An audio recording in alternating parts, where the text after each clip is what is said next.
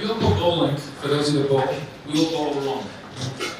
Let me explain. You come up to the line, you throw the ball, you aim at the pins at the ends. How if you're not in shape, you don't go bowling every day, that's not your business. Can you throw a ball between 8 and 14 pounds to pins 60 feet away? It's not possible. Let me tell you we're doing it wrong. Next time you go bowling, you look. About 2 feet ahead of you on the ground, there's a bunch of dots. There's a gap. A foot later, there's a bunch of arrows. The whole thing you're really supposed to do is take the ball, throw it between those two dots, the two middle dots, and the center arrow. Statistically, you will get between 8 and 10 every time. We're not professional bowlers. We simply have to socially bowl. I tell people to go to these networking events, these business events, you have to be able to get 100. You can't go bowling and get a 30. You need bumpers in order to bowl. But if you're shooting to the pins, it's not going to work. Where's the analogy come into what you did today for? At the end of the day, our job is to do the Ishtadis, and the Baruch Hashem will take care of the rest. The Ishtadis is, if you want to use that as an example, do what's in your control. If you can't get the ball to go from 2 feet to 3 feet straight, there's no way it's going to end up going straight to the end. So with that, for the introduction of today, I want to really focus on what could you do in your Ishtadis. Those of you that are starting out, the first time, those that are switching careers, those that have a job to go ahead and move forward. Before I go into these details, I want to thank the Shea Rubin's team, to JCON, to YU, to Turo, and the Brain Trust on this whole Turo event to be here. And I think it's an amazing platform, and like you said, you should take advantage of it. And I hope that whatever you came for, it exceeds every one of your expectations here today. Many times you get a phone call from people that say, do you have a job for someone in the family, a real person you want to hire them? The mistake I made in the past was, you just say yes. And they got a question like, yes, you're great, I'll figure it out. I learned over the years that there's a program called EOS, a platform, a training, a coaching platform. They have something on EOS which is called GWC. Get it for G. The Jewish word for get it is chapet. G, get it. W is want. And the C is capable. And I now flip back the question, and I ask the person, what are you looking for? What are you passionate about? If you had any job, what would you like to do? And if the person doesn't have an answer, I don't know. If the person does have an answer, and imagine the job I'm looking to hire, because the show statistically and proven over and over is that those of you that have a job that you understand and you want, you'll figure out the capacity to get it done.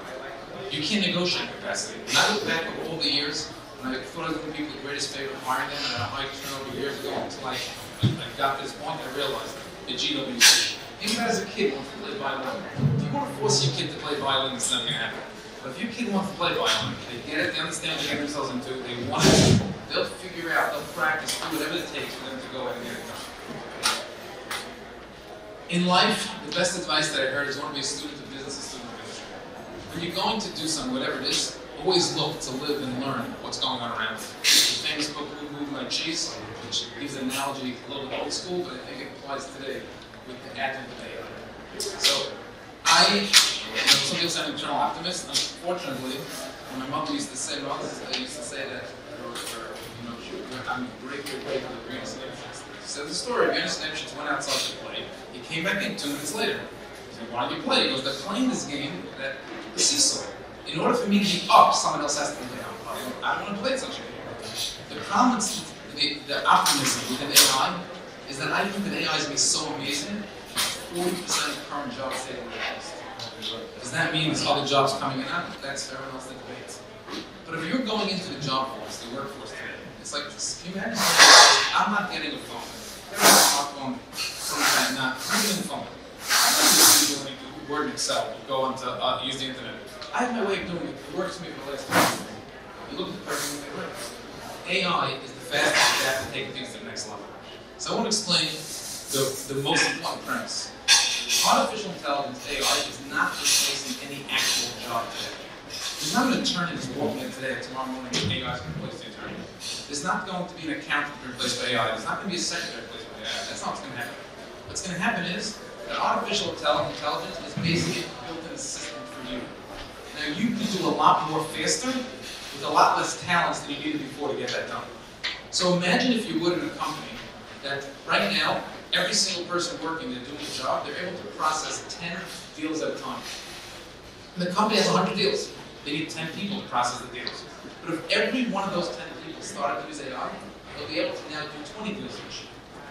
You only need 5 people now, 20 times 5. So did 5 people lose their job because they were replaced by AI? No. They were replaced by those that are using AI. If you're starting out now, the one advantage you have is you can decide to sit on the sidelines and let pass, and let the shadows go by and shoot for the pins, the God will take care of you later on, or start adapting, understanding what's going on at Bracelet today. In preparation for today, I did 2 surveys on LinkedIn. The survey that I linked a couple of weeks ago was a survey. Do you believe there's a newly formed position going to happen in companies? There's a CEO, there's a CFO, there's a CTO. CTO didn't exist 50 years ago. There was only the C-suite, Chief Financial Officer existed, Chief Executive Officer. There's going to be a position, 95% of the survey, hundreds of people responded, think that there will be a position in every company, a new position. It doesn't exist. No one has experience doing this. CAO, Chief Artificial Intelligence Officer. It's going to be somebody sitting around the table that's going to be deciding how the company should use and each employee should go ahead and use it. Another survey. This is relevant to the room that's here. Here's the question: if you had a choice to hire somebody that had both, they liked everything about them, the only difference is one person had less experience versus more experience. That's the only difference. The person with less experience embraced the AI. They knew what AI is doing, and how it could possibly work for them. 30% said if they were hiring, they would hire someone with less experience. So it has to point out something to you, but it means it helps grow AI. What is really AI? In our life, we use AI. Sometimes we don't realize it. In the simplest form, anyone that goes on watching any video platform uses AI. It recommends videos that you should watch. You see them talking about a Tesla, a self-driving car. So those are things in abstract you can understand. But on a smaller level, we all have this popular thing. If I ask you, now I'm going to type a message. How are, what's the next word? 99% of those room is say you. Statistically, that's what happens. How do you know to say you? How do you have to work how to say things? How do you know in my emails, it tracks how I talk, and when I start writing emails closer to Shabbos, and I'm writing good Shabbos, after we're good, it recommends good Shabbos. When I'm coming before Yom Tov, it's remembering good Yom Tov is the next word that's remembering. That's artificial intelligence that's coming in. But until November 30th, artificial intelligence, this foreign thing, maybe when your company you deal with is going to bring it in, then it can affect you today. Maybe we start using it a little bit. Those of you, everyone takes pictures on the phone, and they save up, and you could screenshot a page, and you can draw a circle around something. If you hold down, before you take your finger off, you hold it, make a circle, and you hold it down, it'll make a perfect circle. Do it in a square, perfect square, that's design. That's AI. It knows what you did, and it just makes it clean, so it's not messed up. This thing called ChatGPT, that some people, to me, I find the most amazing shock in the world, because there's 100 million people that used it in the last few years. 100 million. I think of every single person. You might think, okay, I'm meeting a crowd that doesn't have smartphones. No, I'm meeting people who just, they don't have work with this. I'm meeting attorneys. I'm meeting professionals. I'm thinking something like, I feel bad for you. You're going to be way out.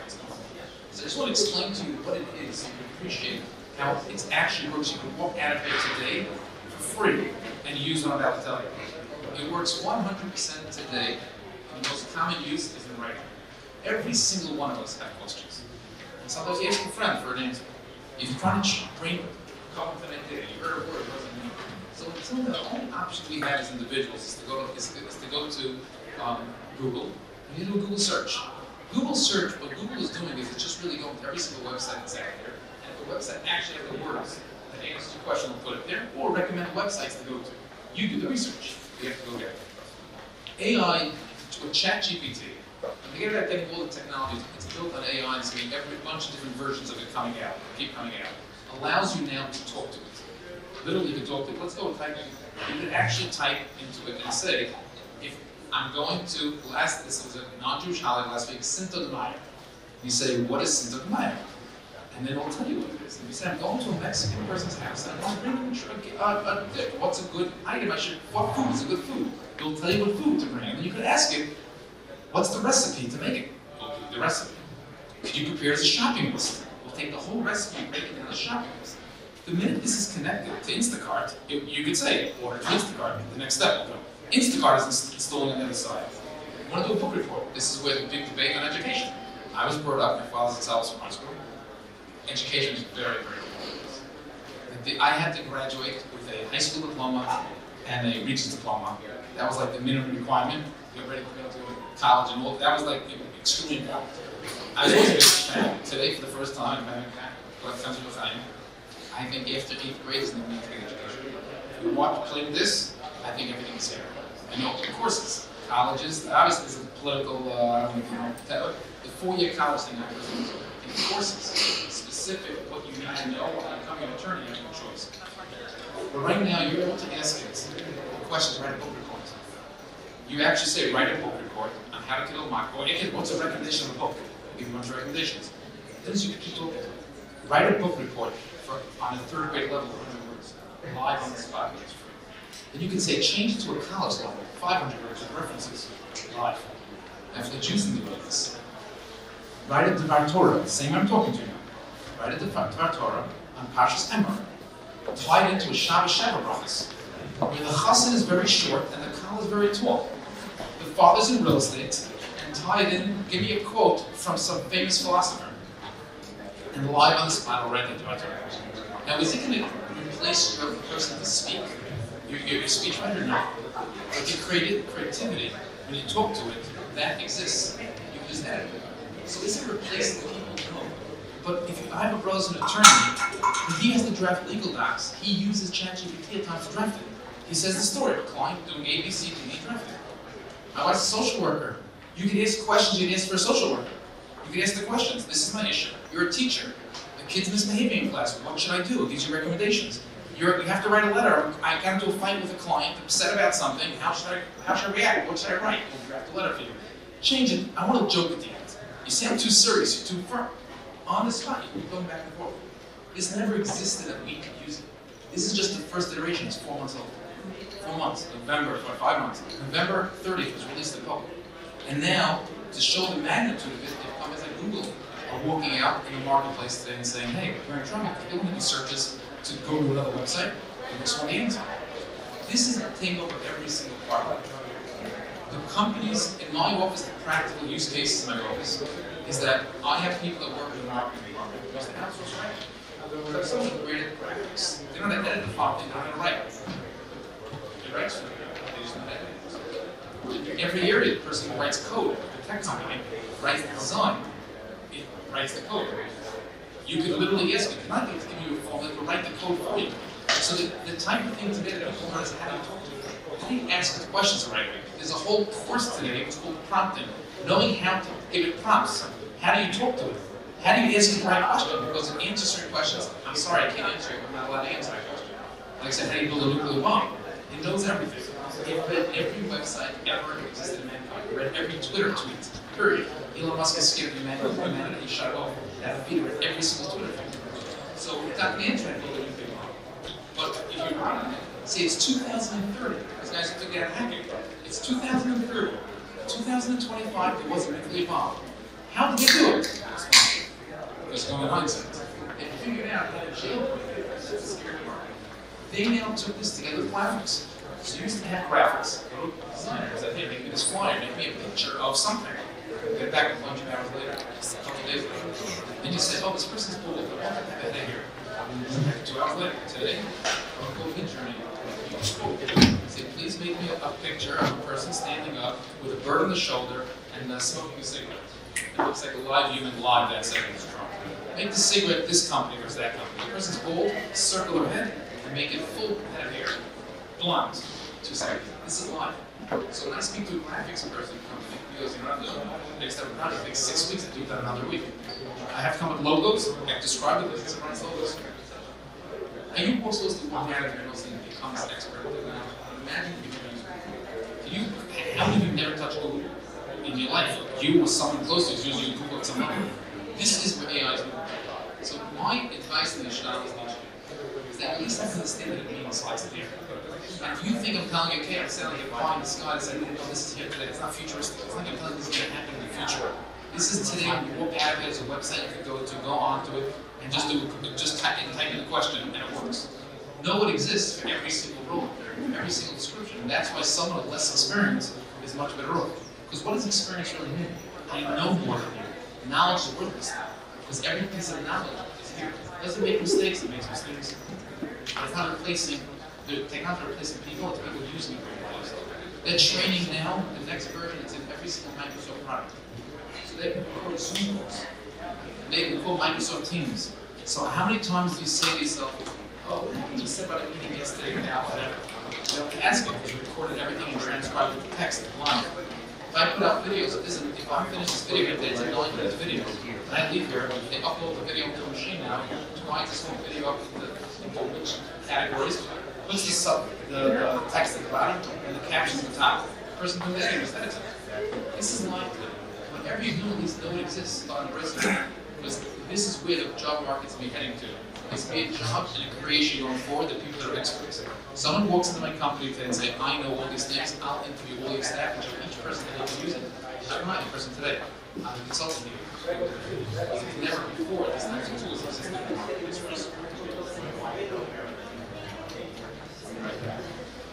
I want to end really with two things. Those of you that get started, one of them, my father brought me up, two things. One thing that's true. So my advice, the recommendation of my fathers to give, is that while you're starting, while you're struggling, pledge yourself. You might serve. Those are people more than might serve. And then every time you're giving it, say, furnish loan. I'm giving you some money while it's tough. I'll be a good gizmo for you. When I'm successful, you know, I can go ahead. You can trust me to be able to go and take it to the office. Give me the success to go forward. And to end with one story is that this person standing out of it, this little boy is standing outside a candy store looking in the window. The owner of the candy store sees him. How's that outside? The kid says, the kid says no thank you. Goes back into the store.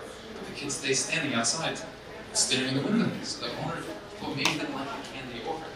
So he tells the kid, come inside and take any candy you want. The kid comes inside, looks around, walks back out, taking nothing, but again, stares in the window. And he says maybe he didn't just want one candy. He wanted a lot of candy.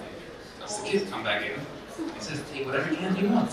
As much as you can take, you take. The kid comes in, looks around, again, starts walking out. The owner's like really frustrated, he goes, no. What's going on? I'm not letting you just walk out this way. He tells the kid, I'm going to go with you. He tells the kid, you have to hold out your shirt. He puts his hand in the bucket. He puts it into the kid's shirt. He's holding it. The kid's smiling in the air. He says, thank you, starts walking out. You have to explain what happened. So the kid says this, look at my hands and look at your hands. How much candy did I take? Look how much candy I got in there. We say by davening 3 times a day. Open up your hands and give us. To the Baruch Shalom, it doesn't make any difference. It's either 1 0, 2 zeros, 3 zeros, 3 requests, doesn't make a difference.